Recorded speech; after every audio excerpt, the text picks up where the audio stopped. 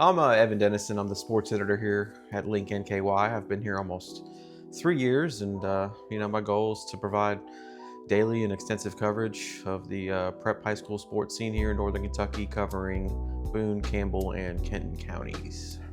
Well, as far as the fall sports season so far, starting with football, your usual suspects are all off to good starts pretty much. Beechwood opened up with a victory. Then you got Ryle, who's 2-0 and looking to get back to the 6A state title game. Beechwood was, the defending Class 2A state champion. Highlands and Covcath, with them both being in the same class this year, adds a little bit more spice to it. And then, Lloyd Memorial's off to a great start there in Class 3A. Class 5A is going to be an interesting dynamic with that district when you got Cooper, Dixie Heights, Connor, Boone County, and Scott. None of those five have really got off to great starts yet, other than maybe, Boone County, who's 2-0. But, others have played a very tough schedule compared to others. So that one's going to be an intriguing district to look at.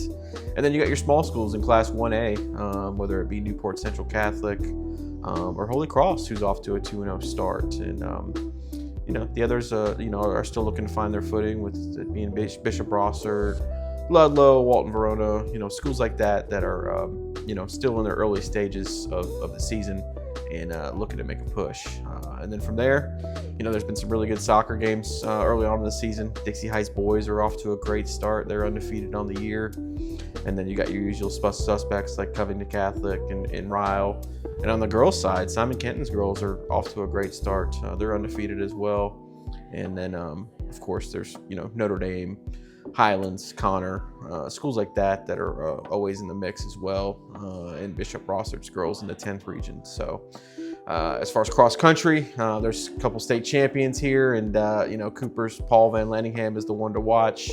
He's been right around the 15-minute mark as far as cross country goes, which is a phenomenal time, and I expect him to continue on that trend upward, and he's doing some very big things.